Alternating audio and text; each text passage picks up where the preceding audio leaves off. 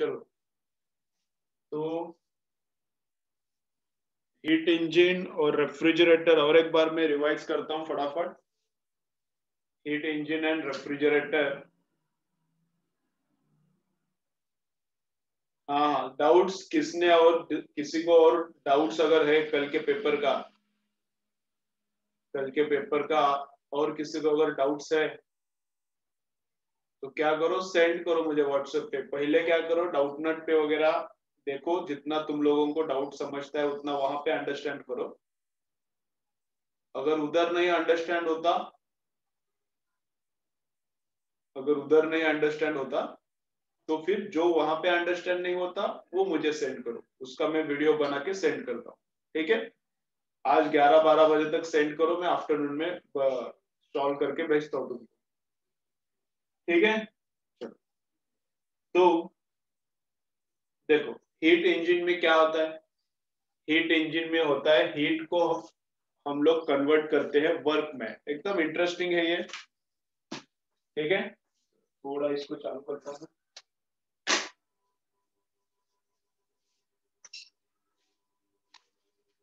Heat engine में क्या होता है, हम लोग हीट को कन्वर्ट करते हैं वर्क में। तो हीट को हम लोग कन्वर्ट करते हैं मोशन में। बाइक में पेट्रोल एंड एयर का मिक्सचर, इससे क्या होता है, एक्सप्लोजन होता है, इससे हीट प्रोड्यूस होता है। एंड उस हीट के वजह से गाड़ी क्या होता है, आगे भागता है। तो heat is converted into work in the heat engine. तो होता क्या है, देखा है कल भी, और एक बार मैं बताता हूँ। देखो, ये अपना इंजन है, ये अपना इंजन है। ये एनर्जी लेगा, पेट्रोल एंड एयर के मिक्सचर का एक्सप्लोजन होता है, उससे ये एनर्जी लेगा। तो जितना एनर्जी लेगा उसको बोलते हैं Q1। ये अपना इंजन है, तो ये जितना एनर्जी लेगा उसको बोलते हैं Q1। किससे लेता है, सोर्स से एनर्जी लेता है। इससे एनर्जी लेता है, सोर्स से लेता है, and source is at higher temperature T1 रहता है। ठीक, फिर इसमें से थोड़ा एनर्जी एटमॉस्फेयर में वेस्ट होता है। इसमें से जितना एनर्जी लेता है पेट्रोल एंड एयर के मिक्सचर के एक्सप्लोजन से, उसमें से थोड़ा एनर्जी एटमॉस्फेयर में लीक होता है। एटमॉस्फेयर सिंक है, ये सोर्स है, ये सिंक है। एटमॉस्फेयर सिंक है, उसका टेम्परेचर कम रहता है T2। Sink is always at lower temperature, source is always at higher temperature. तो एटमॉस्फेयर को क्यों लूज होता है, इंजन गर्म होता है, साइलेंसर गर्म होता है, तो गर्म इंजन से हीट बाहर जाएगा, थोड़ा तो लॉस होना ही है। ठीक है, तो ये हीट क्या हो गया, बाहर गया। तो जितना भी रिमेनिंग पार्ट है, Q1 माइनस Q2, Q1 मिला इंजन को, उसमें से Q2 वेस्ट गया, तो Q1 minus Q2 is work done. ये क्या होता है, इंजन क्या करता है, बाइक का रियर व्हील को ट्रांसफर करता है। इतना एनर्जी इंजन बाइक के रियर व्हील को ट्रांसफर करता है। अब इतना पूरा नहीं जाता है, इसमें भी वो बहुत सारा इनएफिशिएंसीज रहता है, लेकिन थ्योरेटिकली हम लोग ऐसा बोल सकते हैं। तो इतना एनर्जी ये इंजन बाइक को ट्रांसफर करता है, और उसके वजह से बाइक फिर भागता है। बाइक हो, बड़ा कार का इंजन है, या फिर रेलवे का इंजन है, जो भी है, हो जाता है।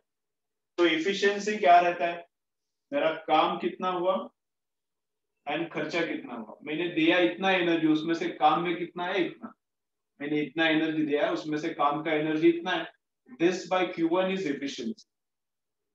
और बाकी का ये तो वेस्ट गया है। तो टेम्परेचर के फॉर्मेट में भी ये एफिशिएंसी का इक्वेशन है, लेकिन टेम्परेचर के फॉर्मेट में जो इक्वेशन है ओनली कार्नेट के लिए चलता है। ये कार्नेट इंजन के लिए भी चलता है एंड नॉर्मल इंजन के लिए भी चलता है। कार्नेट इंजन मतलब आइडियल इंजन रहता है, वो बस पेपर पे एग्जिस्ट करता है, रियल लाइफ में वैसा इंजन पॉसिबल नहीं रहता कार्नेट इंजन। तो ये ऑल इंजन के लिए चलता है, कार्नेट के लिए भी चलता है, नॉर्मल इंजन रियल लाइफ के इंजन के लिए भी चलता है। और वो जो टेम्परेचर वाला फॉर्मूला है that is only useful for Carnot. आता है, थोड़ा वेस्ट होता है, रिमेनिंग वर्क में कन्वर्ट होता है। ये है अपना हीट इंजन। और रेफ्रिजरेटर में क्या होता है, फिर रेफ्रिजरेटर में थोड़ा उल्टा होता है। रेफ्रिजरेटर में क्या होता है, रेफ्रिजरेटर हीट लेता है,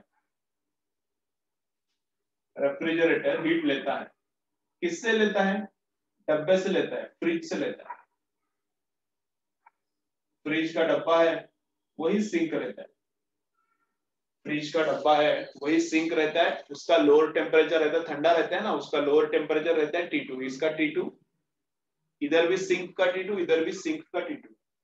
तो इसमें से ये हीट निकालता है, रेफ्रिजरेटर क्या करता है, इसमें से हीट निकालता है, हीट पंप भी बोलते हैं इसको, और ये हीट बाहर निकालता है, इसमें से हीट निकालता है और बाहर निकालता है, बाहर एटमोस्फेयर में डालता है, इसमें से हीट निकालता है और बाहर एटमोस्फेयर में डालता है। लेकिन ये काम फोकट में नहीं होता, energy transfers from higher temperature to lower temperature होता है, energy transfer from higher to lower temperature होता है, कोई प्रॉब्लम नहीं। और इधर उल्टा हो रहा है, energy transfer happening from lower to higher temperature, ये ऐसा होता नहीं फोकट में। For this work has to be done, इसके लिए इलेक्ट्रिसिटी को कुछ तो काम करना पड़ता है, इसके लिए इलेक्ट्रिसिटी को कुछ तो काम करता है। तो इतना हीट निकालने के लिए इलेक्ट्रिसिटी कुछ तो काम करता है, और बाहर कितना हीट जाता है, फिर दोनों का एडिशन। ठीक है, इधर से Q2 हीट निकालने के लिए इलेक्ट्रिसिटी को इतना वर्क करना पड़ता है, और ये दोनों एनर्जीज मिलके बाहर जाता है, तो बाहर कितना एनर्जी गया इतना, तो वर्क को हम लोग Q1 माइनस Q2 लिख सकते हैं, इधर लिखा था कल, अब आज मैंने इधर लिखा है। तो वर्क को हम लोग क्या लिख सकते हैं, Q1 माइनस Q2, या फिर Q1 के क्या लिख सकते हैं, इन दोनों का एडिशन। इतना हीट निकालने के लिए इतना वर्क करना पड़ता है, और वो पूरा का पूरा बाहर निकलता है, फोकट में काम नहीं होता। तो क्या होता है, तो अभी और एक देखो मैं क्या बोलता हूँ, जितना हीट अंदर से निकाला उससे ज्यादा हीट बाहर वो एटमॉस्फेयर में छोड़ता है, जितना हीट अंदर से निकाला, फ्रिज के अंदर से जितना हीट निकाला उससे ज्यादा वो एटमॉस्फेयर में हीट छोड़ता है। तो अगर मैं फ्रिज ओपन रखता हूं, ठीक है, तुम लोग क्या हो, तुम लोग होशियार हो, तो तुम लोगों ने क्या किया, सोचा क्या, अभी मेरे घर में एसी नहीं है, तो क्या करूं, फ्रिज ओपन करके रखता हूं, समर में पूरा घर एकदम ठंडा ठंडा मस्त हो जाएगा। ऐसा नहीं होता, उल्टा काम होता है, गर्म हो जाएगा। ठीक है, अगर फ्रिज का डोर ओपन किया तो रूम ठंडा नहीं होता, उल्टा होता है, रूम गर्म होता है। क्यों ऐसा होता है, तो देखो क्यों ऐसा होता है। हाँ, एसी भी वैसा ही करेगा, एसी भी वैसा ही कर सकता है जैसे अभी फ्रिज कर रहा है, लेकिन पूरा का पूरा एसी अंदर चाहिए, पूरा का पूरा एसी अंदर नहीं रहता रूम में, एसी का एक पार्ट अंदर रहता है रूम के, एक पार्ट एसी का बाहर रहता है, स्प्लिट एसी देखो, या फिर जो पूरा एसी रहता है, एक पार्ट अंदर रहता है, एक पार्ट बाहर। पूरा का पूरा एसी अंदर लो, पूरा जो डब्बा है एसी का पूरा एसी रूम के अंदर रखो, चालू करो, ठंडा नहीं करेगा रूम को, गर्म करेगा। थोड़ा पार्ट एसी का बाहर रहता है, थोड़ा पार्ट अंदर रहता है, इसलिए वो कूल करता है, नहीं तो कूलिंग पॉसिबल नहीं है एसी को भी और फ्रिज को भी। अभी फ्रिज पूरा का पूरा अंदर है, अब उसका डोर ओपन करके रखोगे तो रूम ठंडा नहीं होता, रूम का टेम्परेचर बढ़ता है। क्यों, क्योंकि जितना हीट फ्रिज में से बाहर निकालता है ये पंप, समझो फ्रिज में से 20 जूल्स बाहर निकाला, फ्रिज मतलब फ्रिज का जो अंदर का डब्बा है उसमें से समझो उसने 20 जूल्स बाहर निकाला, और इलेक्ट्रिसिटी ने काम किया 10 जूल का, इलेक्ट्रिसिटी ने काम किया 10 जूल का, तो बाहर कितना हीट छोड़ता है, 30 जूल्स। बाहर कितना, एटमॉस्फेयर में हीट कितना छोड़ता है, 30 जूल्स। एटमॉस्फेयर मतलब क्या है, रूम में ही तो है ना, अब फ्रिज का बाहर जाके छोड़ता है क्या, रूम के अंदर में ही हीट छोड़ता है। तो 20 जूल्स डब्बे के अंदर में से निकालता है, फ्रिज के अंदर में से निकालता है, और बाहर कितना छोड़ता है, 30। तो अपना बाहर का रूम 30 से गर्म हो रहा है, अगर फ्रिज बंद है तो, अगर फ्रिज क्लोज्ड है, फ्रिज का डोर क्लोज है, if door is closed then room is heating with this much amount of heat, 30 joule से रूम हीट हो रहा है। अगर डोर ओपन करता हूं मैं फ्रिज का, अगर मैं डोर ओपन करता हूं फ्रिज का, अगर मैं डोर ओपन करता हूं तो 20 जूल किस में से लेगा, अब डब्बे में से नहीं लेगा, डब्बा ओपन किया तो डब्बा एंड रूम एक ही बन गया, डब्बा डब्बा ओपन किया तो डब्बा एंड रूम एक ही बन गया। तो 20 जूल लेगा रूम में से, और रूम में कितना छोड़ेगा, 30। अब रूम हीट होना चालू होगा 10 जूल से, अब रूम हीट होना चालू हो जाएगा 10 जूल से। तो जब फ्रिज बंद था तब रूम हीट हो रहा था 30 जूल से, लेकिन अंदर का डब्बा कूल हो रहा था 20 जूल से। when we open the fridge अब फ्रिज ठंडा नहीं होगा, फ्रिज एंड रूम का टेम्परेचर सेम हो जाएगा कुछ टाइम के बाद। फ्रिज को ओपन किया तो कुछ टाइम के बाद फ्रिज एंड रूम का टेम्परेचर सेम हो जाएगा, and entire room including fridge will heat with 10 joule heat. कितने हीट से गर्म होना चालू हो जाएगा? 10 जूल से, 10 जूल उसको हीट करेगा। जब फ्रिज बंद है तो 30 जूल गर्म कर रहा है, जब फ्रिज ओपन करेंगे तो 10 जूल से गर्म होगा। ये समझाएगा क्या क्या बोला मैंने? तो फ्रिज ओपन किया तो रूम ठंडा नहीं होगा, गर्म ही होगा। फ्रिज बंद किया तो भी गर्म ही होता है, थोड़ा ज्यादा गर्म होता है। फ्रिज बंद किया तो रूम गर्म ही होते रहता है, ज्यादा होता है। फ्रिज ओपन किया तो गर्म होगा, लेकिन थोड़ा कम गर्म होगा, लेकिन गर्म ही होगा, ठंडा नहीं होगा रूम। ये समझा क्या फ्रिज का? ओपन डोर किया, क्या क्या बड़बड़ किया इधर, मैंने कुछ समझा कि नहीं समझा? अरे बोलो ना, ए ए अभी फ्रिज का जो मैंने बकबक किया, कुछ समझा कि नहीं समझा? समझा?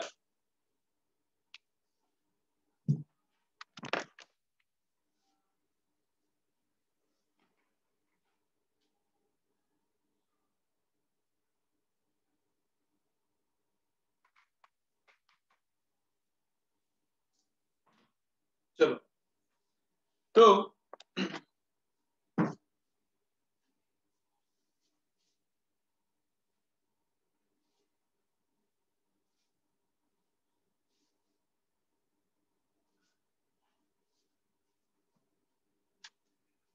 देखो नेक्स्ट है कार्नेट रेफ्रिजरेटर का कोएफिशिएंट ऑफ परफॉर्मेंस। मैंने बोला है T2 upon T1 minus T2। Then coefficient of performance and efficiency का relation beta is equal to 1 minus eta upon eta, eta efficiency को बोलते हैं। Then second law of Carnot engine, second law and Carnot engine. Second law भी देखो क्या क्या बोलता है। तो सेकेंड लॉ का 2-3 स्टेटमेंट्स है।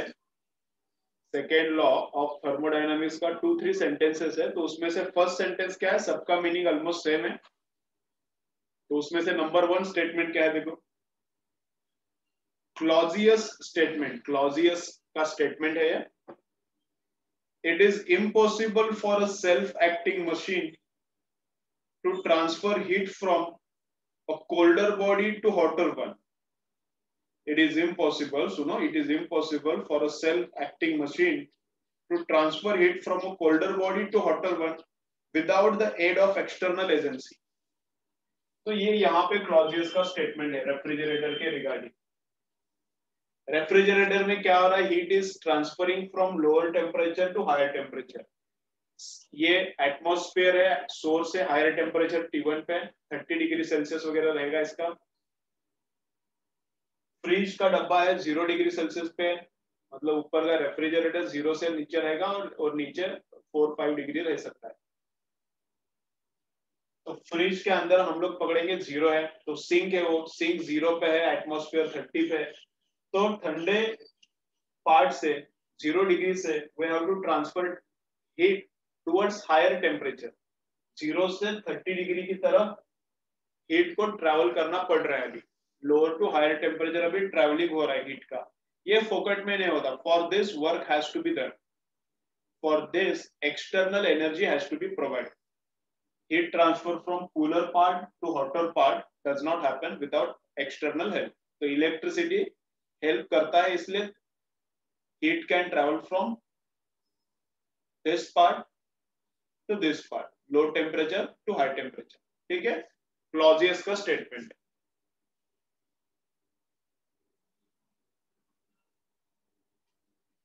देन केल्विन प्लैंक्स का स्टेटमेंट भी क्लॉजियस जैसा ही है। सेकेंड लॉ ऑफ थर्मोडायनेमिक्स के 2-3 स्टेटमेंट है। केल्विन प्लैंक का स्टेटमेंट क्लॉजियस जैसा है। क्या बोलता है Kelvin Planck? It is impossible to design an engine, it is impossible to design an engine that extracts heat and utilizes it fully into work without producing any other effect. ठीक है, चलो अब ये क्या बोल रहा है, ये रेफ्रिजरेटर के बारे में नहीं, ये इंजन के बारे में, ये रेफ्रिजरेटर के बारे में नहीं, अभी जो है वो इंजन के बारे में। वो क्या बोल रहा है, अगर इंजन ने 50 जूल्स लिया, इंजन ने 50 जूल्स लिया, तो 50 जूल वर्क कभी भी नहीं होगा, कम ही होगा। अगर इंजन ने 50 जूल्स एक्सट्रैक्ट किया तो some energy is wasted and remaining is converted into work. All energy extracted cannot be converted into work. ये statement क्या है, all energy extracted cannot be converted into work. थोड़ा तो लॉस होता ही है, ऐसा नहीं होता कि जितना एनर्जी लिया उतना पूरा वर्क में कन्वर्ट हो गया, ऐसा होता नहीं है। क्या बोलते हैं देखो, it is impossible to design an engine that extracts heat and utilizes it fully into the work.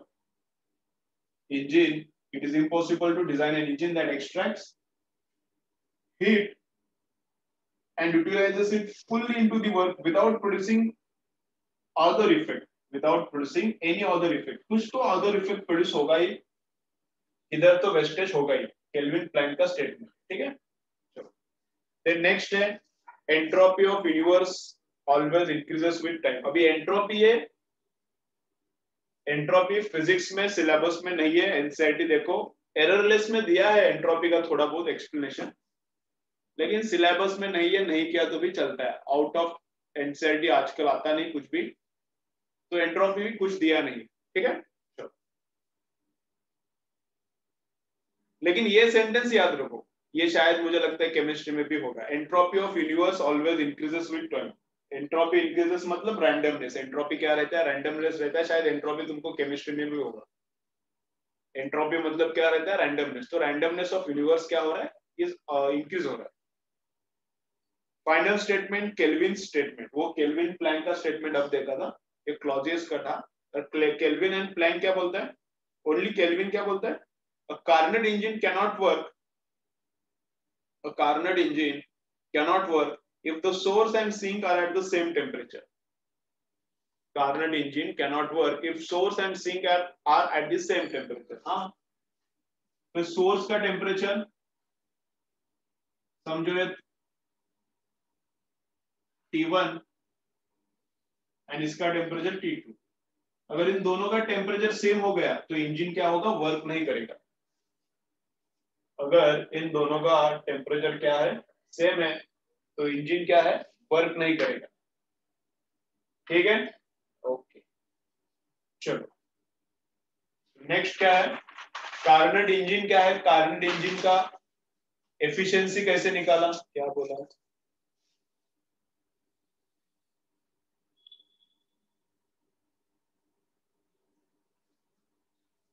May be same also, क्या बोल रही है समझा नहीं। यूनिवर्स का एंट्रोपी इंक्रीज होता है या फिर सेम रहेगा, ऐसा क्या, कम नहीं होगा, ऐसा रहता है क्या। अब इधर तो स्टेटमेंट ऐसा ही है, entropy of universe always increases, ऐसा रहता है क्या। ठीक है, अब इतना मैंने पढ़ा नहीं है एंट्रोपी के बारे में, मुझे था केमिज में जब मेरा इंजीनियरिंग चल रहा था, एंट्रोपी का उसमें बहुत अच्छा था, लेकिन अब क्या याद रहता है, तुम लोगों को तो पता है ना, तुम लोगों को 10वीं का कुछ याद है क्या। तो एंट्रोपी मैंने बहुत एकदम डिटेल में लर्न किया था केमिकल इंजीनियरिंग में, पर अभी क्या है, जो स्टेटमेंट है वो याद रखो। ठीक है, entropy of universe always increases with time, entropy of universe always increases with time, इतना याद रखो। ठीक है, बाकी केमिस्ट्री में दिया है वैसा सेम रहता है या फिर इंक्रीज होता है, तो वैसा भी याद रखो। चलो कार्नट इंजन में देखते हैं क्या क्या होता है, कार्नट इंजन में देखते हैं क्या क्या होता है।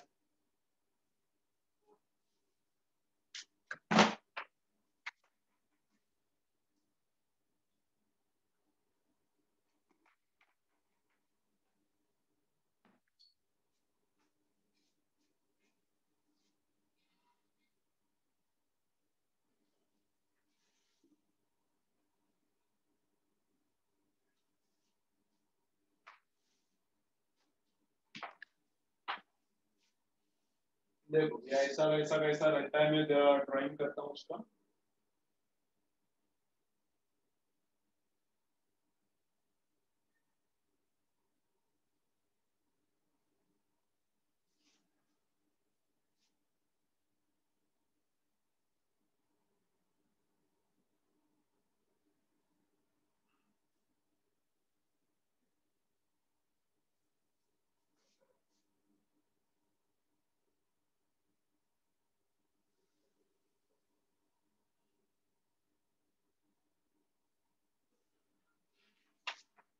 तब तक तुम क्या करो, मैं जब तक ये लिखता हूँ, हीट इंजन एंड रेफ्रिजरेटर के जो भी फॉर्मूले है वो याद करो, वो रट्टा होता है क्या देखो।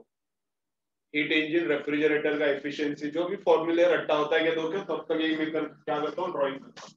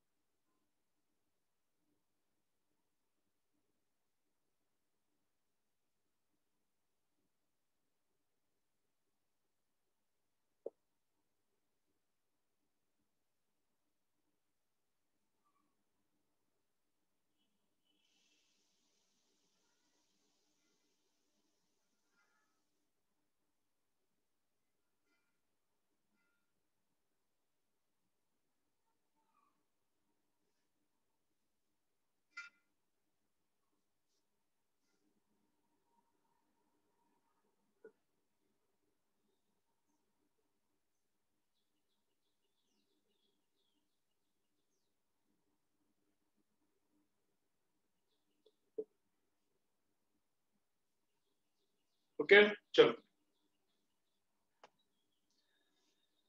चलो देखो अभी, चलो चलो इधर अभी चालू हो गया है, चलो इधर देखो। तो ओए इधर, तो क्या है देखो, कार्नट इंजन थेरोटिकल इंजन है। Carnot engine is theoretical engine, on paper engine ideal engine है, and its efficiency is maximum. वो भी 100 नहीं होती है, वो भी 1 नहीं होती। इफिशिएंसी कार्नेट के भी 100% नहीं होती, 1 उसकी भी इफिशिएंसी नहीं होती। ये इफिशिएंसी 0 से 1 के बीच में आती है। फुल इफिशिएंट 100% इफिशिएंट मतलब इफिशिएंसी 1 आती है। 0% इफिशिएंसी मतलब इफिशिएंसी 0 आती है, ठीक है ना। परसेंटेज में कन्वर्ट करना इस इफिशिएंसी को, जो इफिशिएंसी का फॉर्मूला हमने देखा इंजन का, जो भी फॉर्मूला देखा उसको अगर परसेंटेज में करना है तो 100 से मल्टीप्लाई करना पड़ता है, और अगर परसेंटेज में इफिशिएंसी दिया है और इसके साथ इक्वेट करना है तो 100 से डिवाइड करने के बाद इक्वेट करना पड़ता है। 50% इफिशिएंसी दिया तो W/Q क्या लिखने का, समझो अगर 50% इफिशिएंसी लिखा तो W/P 50 नहीं लिखने का, W/Q 50 नहीं लिखने का, 100 से डिवाइड करने का। 50% इफिशिएंसी मतलब 100 में से 50 काम का है, 100 में से 50 काम का है, तो 50% इफिशिएंसी दिया है तो 0.50 इसके साथ इक्वेट करने का, ठीक है। अगर ये सॉल्व करने के बाद 0.75 आता है, ये सॉल्व करने के बाद 0.37 आता है, ये सॉल्व करने के बाद इतना आता है। तो इफिशियंसी कितना है, तो फ्रैक्शन में है तो 0.37 आंसर आएगा, लेकिन परसेंटेज में है तो 100 से मल्टीप्लाई करना पड़ेगा। तो परसेंटेज में इफिशियंसी कितना है, 37%, ऐसा है। ठीक है, तो देखो कार्नेट में क्या क्या करते हैं, कार्नेट इंजन में क्या क्या करते हैं, तो मैं एकदम शॉर्ट में बोलता हूँ। एनसीईआरटी में भी डिटेल में है, एयरलेस में भी डिटेल में है, कुछ पढ़ने का जरूरत नहीं हो, ज्यादा काम का नहीं है। तो क्या किया देखो, ये डॉटेड लाइन है, ये गैस का सिलेंडर है। देखो चलो मैं बोलता हूँ क्या है, ये गैस का सिलेंडर है, इसके अंदर गैस है और एक पिस्टन ऊपर नीचे होने वाला है, ये हीट इंजन है, दिस इज हीट इंजन, ये सब मिलके हीट इंजन है। कैसा कैसा प्रोसेस होता है देखो, थ्योरेटिकल नहीं है, ऐसा वाला इंजन तुम्हारे बाइक में नहीं है, तुम्हारी जो स्कूटी में इंजन है वो ऐसा वाला नहीं है, ये सपने का इंजन है, सपने में। तो ये वॉल इंसुलेटेड है, पिस्टन इंसुलेटेड है, this wall is also insulated है, नीचे का वॉल बस परमिएबल है, हीट को परमिएबल है, इसलिए डॉटेड है। ये भी हीट को परमिएबल है, यहाँ पे भी हीट को परमिएबल है, ये सरफेस भी। ये नहीं, ये सॉलिड लाइन है, इंसुलेटिंग स्टैंड है, इधर कुछ हीट एक्सचेंज नहीं होता। तो फिर कैसा करना है देखो प्रोसेस, तो ये सिलेंडर रखने का पहले इधर, ये सिलेंडर पहले रखने का इधर, हम लोग है यहाँ पे, प्रेशर P1 है, टेम्परेचर T1 है, this is number 1 point. Pressure P1 है, ये नंबर 1 पॉइंट है। हम लोग अभी इधर है, इस सिलेंडर को लाने का, इधर बिठाने का, और 1 से 2 पॉइंट जाने का। 1 से 2 पॉइंट जाने का मतलब ये आइसोथर्मल प्रोसेस है, ये आइसोथर्मल है। यहाँ पे टेम्परेचर कितना रहेगा, T1 रहेगा। ये इधर रखने का और ये पिस्टन ऊपर खींचने का, ये इधर रखने का और पिस्टन ऊपर खींचने का, एक्सपांशन करना है, आइसोथर्मल एक्सपांशन। तो आइसोथर्मल एक्सपांशन के लिए हीट लगता है, आइसोथर्मल एक्सपांशन के लिए इसको हीट लगेगा, इसको रखने का और पिस्टन ऊपर खींचने का, तो उसके लिए हीट लगेगा। तो कहां से हीट लेगा ये आइडियल गैस, इधर से। ये परमिएबल मेम्ब्रेन, ये सरफेस है, ये भी परमिएबल है हीट को, तो इधर से हीट इसमें जाएगा, ये इसमें इसके ऊपर रखा है, तो ये हीट जितना चाहिए उतना ले लेगा। तो हीट अंदर गया, हीट सिस्टम, ये सिस्टम है, सिस्टम के अंदर गया हीट Q1, सिस्टम के अंदर गया हीट Q1। यहाँ पे क्या हुआ, पहले यहाँ पे रखने का, ऊपर खींचने का, आइसोथर्मल एक्सपांशन हुआ। क्या हुआ, आइसोथर्मल एक्सपांशन। तो पहला हुआ है कार्नेट में, फर्स्ट प्रोसेस क्या है, आइसोथर्मल एक्सपांशन। तो Q1 हुआ, फिर डब्बा इधर रखा था उठाने का, फिर इधर रखने का, डब्बा इधर रखा था उठाने का, अब ये डब्बा सिलेंडर इधर रखने का, और फिर वापस इसको ऊपर खींचने का और एक्सपांशन करने का। पहले एक्सपांशन किया आइसोथर्मली इधर, फिर इधर खींचने का, अब इससे हीट इसको कुछ मिलेगा नहीं, अब इससे इसको कुछ हीट मिलेगा नहीं, इंसुलेटिंग स्टैंड है बस है। फिर खींचो, फिर प्रोसेस क्या हो जाएगा, एडियाबेटिक हो जाएगा। तो अब हो रहा है एडियाबेटिक एक्सपांशन। पहले खींचा आइसोथर्मल एक्सपांशन, जितना का चाहिए हीट ये देता है, पहले आइसोथर्मल एक्सपांशन, फिर इधर रखा, फिर ऊपर खींचा, देन क्या होता है फिर एडियाबेटिक एक्सपांशन। तो इधर हुआ ये दूसरा प्रोसेस, एडियाबेटिक एक्सपांशन, ये हुआ है एडियाबेटिक एक्सपांशन। तो पहले इधर पस एक्सपांशन, फिर इधर पस एक्सपांशन, यहाँ पे आइसोथर्मल, यहाँ पे एडियाबेटिक, फिर ये इधर रखने का सिंक पे और फिर दबाने का पस। फिर क्या होता है, कॉम्प्रेशन, ये इधर हो रहा है, नंबर 3 से नंबर 4, नंबर 3 से नंबर 4 क्या हो रहा है, अभी कॉम्प्रेशन हो रहा है, ये यहाँ पे रखने का। अब इधर से चाहिए तो हीट मिलेगा, लेकिन ये हीट देता नहीं, ये लेता है, ये सिंक है, हीट देता नहीं। अब इधर रखने का कॉम्प्रेशन, कॉम्प्रेशन करूंगा तो ये गर्म होता है, तो जितना भी अंदर हीट प्रोड्यूस हो रहा है ये बाहर देगा, जितना भी अंदर ये गर्म हो रहा है ये बाहर देगा। तो यहाँ पे रखने का पस, फिर आइसोथर्मल कॉम्प्रेशन, ये आइसोथर्मल कॉम्प्रेशन, फिर वापस से डब्बा इधर रखने का और फिर पस, फिर एडियाबेटिक कॉम्प्रेशन, नंबर 4 से नंबर 1, यहाँ पे रखने का वापस पस, तो एडियाबेटिक कॉम्प्रेशन। अब यहाँ पे हीट कुछ मिलता नहीं, यहाँ ये लेता भी नहीं है, तो यहाँ पे कॉम्प्रेशन, एडियाबेटिक कॉम्प्रेशन, तो ऊपर गया। तो कैसा प्रोसेस देखो, एक बार इधर बोलता हूँ और एक बार इधर बोलता हूँ, देखो कैसा। फर्स्ट का काम किया आइसोथर्मल एक्सपांशन, एडियाबेटिक एक्सपांशन, ये T1 टेम्परेचर पे एक्सपांशन हो रहा है, T1 पे आइसोथर्मल एक्सपांशन, एडियाबेटिक एक्सपांशन। फिर आइसोथर्मल कॉम्प्रेशन, फिर एडियाबेटिक कॉम्प्रेशन। हो गया कार्नेट का प्रोसेस पूरा। कार्नेट का ये पूरा प्रोसेस हो गया। अंदर कितना हीट गया, Q1 गया, इधर जाता है हीट। अंदर कितना हीट गया इस प्रोसेस में, Q1, और इस प्रोसेस में हीट बाहर निकलता है Q2। अंदर गया Q1, बाहर निकला Q2। तो अंदर Q1 गया, बाहर Q2 निकला, तो काम का कितना, वर्क कितना हुआ, इसके अंदर का एरिया, इसके जो अंदर का एरिया है वर्क डन, वो Q1 माइनस Q2 है। इसके जो अंदर का एरिया है वर्क डन वो क्या है, Q1 माइनस Q2। इधर कुछ हीट अंदर जाता नहीं, बाहर आता नहीं ना, आइडियाबेटिक है। तो अंदर का एरिया जो है वर्क डन कितना हुआ। अब फोकट में तो वर्क डन नहीं होगा, पूरा प्रोसेस उधर से उधर ही आया, तो इंटरनल एनर्जी का चेंज है नहीं। पूरा प्रोसेस इधर था तो उधर ही आए वापस, तो इंटरनल एनर्जी का चेंज है नहीं। तो जितना एनर्जी मिला that is converted into this area work. तो कितना मिला, Q1 माइनस Q2 मिला इसको। Q1 मिला, Q2 गया, तो मिला कितना, Q1 minus Q2 that is converted into work, that is converted into work. अब ये Q1 कितना है आइसोथर्मल एक्सपेंशन के हिसाब से निकालने का, वो आइसोथर्मल का अपना सब इक्वेशन वगैरह यूज करके। ये Q2 कितना है as per the isothermal expansion, isothermal compression, वो सब यूज करने का, आइसोथर्मल का इक्वेशन यूज करके वो सब इक्वेशन इधर डाला, वो सब इक्वेशन इधर डाला, तो फिर ये निकलता है। वो सब जो इक्वेशन है आइसोथर्मल का वर्क कैसे निकालने का, फिर ये तो आइसोथर्मल एडियाबेटिक का जो भी करना है वैसा करके ये वर्क निकालो। Q1 कैसा निकालना है, आइसोथर्मल का फॉर्मूला यूज करके Q1 निकालो, डालो इधर, सॉल्व करो, तो ये ऐसा आता है। तो इधर से ये कैसे आता है, इसका डेरिवेशन एररलेस में शायद एनसीईआरटी में भी रहेगा, मुझे अभी नहीं आ रहा, तो तुम लोग देखो। लेकिन कुछ काम का नहीं है वो डेरिवेशन, कुछ काम का नहीं है। इससे ये आता है, कैसे आता है वो भी मैंने बोला। हाँ, ये प्रोसेसेस याद रहना चाहिए। एक एक्सपांशन आइसोथर्मल, एक एक्सपांशन एडियाबेटिक, फिर कॉम्प्रेशन आइसोथर्मल, फिर एडियाबेटिक कॉम्प्रेशन। हाँ, ये प्रोसेसेस याद रहना चाहिए। कैसे होता है ये भी देखो, पहले देखो, डब्बा इधर लिया, डब्बा इधर लिया, फर्स्ट एक्सपांशन आइसोथर्मल, फिर डब्बा इधर लिया, फर्स्ट एक्सपांशन एडियाबेटिक, फिर डब्बा इधर लिया, फर्स्ट कॉम्प्रेशन आइसोथर्मल, फिर डब्बा इधर लिया, फर्स्ट कॉम्प्रेशन एडियाबेटिक। 4 प्रोसेसेस हो गया, साइकिल कंप्लीट।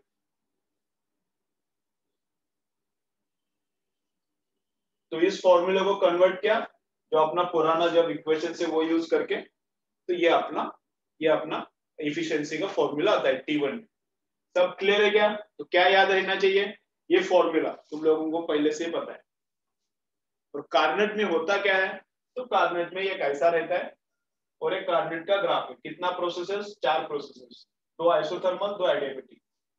ठीक है, इतना बस याद रहा तो बस हो गया, इससे ज्यादा कुछ पढ़ने का जरूरत नहीं है। बाकी सब ये Q1 कितना है, Q2 कितना है, सब कैलकुलेशन है, एररलेस में, सब रीड मत करो, क्रॉस करके रखो, कुछ काम का नहीं है, उससे कुछ मार्क्स नहीं मिलेगा। चलो स्क्रीनशॉट मारो, कुछ अंडरस्टैंड नहीं हुआ है तो बोलो, कुछ अगर अंडरस्टैंड नहीं हुआ है तो बोलो, चलो स्क्रीनशॉट मारो।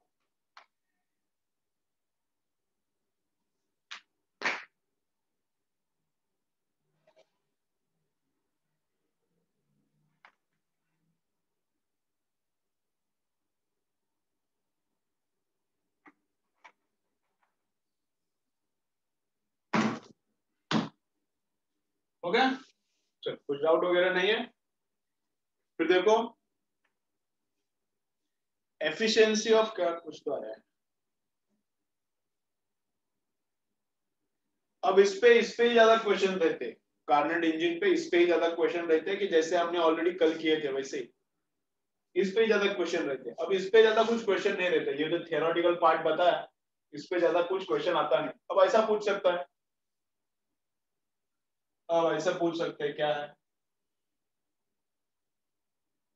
कि कितना आइसोथर्मल प्रोसेसेस है, आइसोथर्मल एक्सपांशंस हाउ मेनी टाइम्स होता है, isothermal processes, isothermal expansion how many times होता है, ऐसा पूछ सकते तो एक बार होता है। Isothermal processes in Carnot engine how many processes are isothermal, तो 2 प्रोसेस आइसोथर्मल, ऐसा पूछ सकते हैं, इतना ही पूछेंगे और इससे ज्यादा कुछ डिफिकल्ट नहीं पूछेंगे। ठीक है, चलो तो नेक्स्ट देखो, तो efficiency of Carnot only depends upon temperature, efficiency of Carnot only depends upon temperature, जबकि रियल इंजन में ऐसा नहीं होता। In real engine efficiencies are independent, are not dependent on temperature, temperature का उसका कुछ रिलेशन रियल इंजन का Carnot में है रिलेशन, रियल इंजन में टेम्परेचर पे डिपेंडेंसी नहीं है, तो ऐसा कुछ फॉर्मूला नहीं होता। Then no heat engine is more efficient than Carnot, no heat engine is more efficient than Carnot, और कार्नट का भी एफिशिएंसी वन नहीं रहता, कार्नट का इटसेल्फ एफिशिएंसी वन नहीं रहता, और अपना रियल लाइफ का इंजन इससे भी इनएफिशिएंट रहता है, तो बहुत कम एफिशिएंसी रहता है। ठीक है, ओके,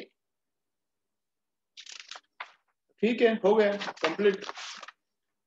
देखो कुछ डाउट है तो बोलो, कौन सी टाइप्स का न्यूमेरिकल अगर तुम लोगों को प्रैक्टिस चाहिए तो बोलो, नहीं तो नेक्स्ट चालू करेंगे, हीट एक्सचेंज चालू करेंगे। बोलो कुछ चाहिए, डाउट है, ये है वो है, कुछ है बोलो, चालू करेंगे नेक्स्ट। चलो क्या करने का, हीट ट्रांसमिशन, हीट ट्रांसमिशन,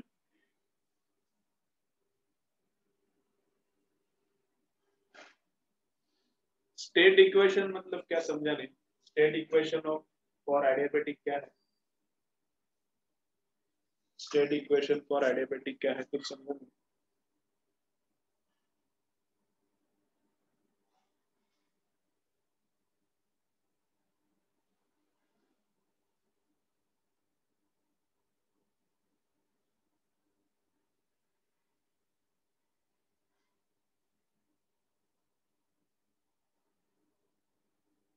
हाँ वो आइसोमेट्रिक का अभी देखा, आइसोमेट्रिक मतलब आइसोकोरिक है, अभी देखा, आइसोमेट्रिक मतलब आइसोकोरिक है और कुछ नहीं। तुम लोगों ने भी देखा होगा लेकिन मैं कंफर्म बोल, तुम लोग मेरे से ज्यादा होशियार हो। State equation PV raise to gamma is equal to constant, यही है एडियाबेटिक का इक्वेशन, क्या है, PV raise to gamma is equal to constant, और उसके साथ दो तीन इक्वेशन है ना, वही है, और क्या है आगे। चलो ये चैप्टर खत्म हो गया, अभी ट्रांसमिशन ऑफ हीट स्टार्ट करते हैं।